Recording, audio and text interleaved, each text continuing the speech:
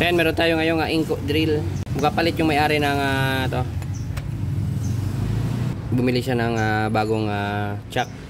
So yan, in-order niya yung number na yan, nahanap niya.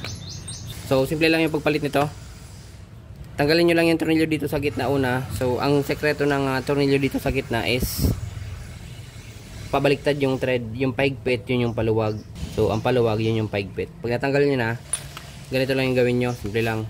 Grinderan nyo lang yung dulo.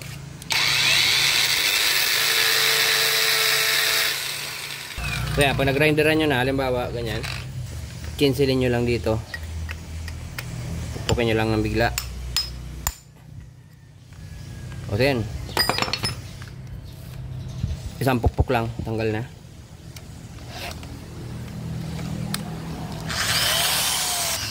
Yan, tanggal na. So ilagay nyo na to. Yung thread nito is nasa tamang posisyon. Yung paigpit talaga. Ayan. Ayan, naigpit na yan. Tapos lalagay nyo na yung tornilyo sa gitna. Ayan, simple lang.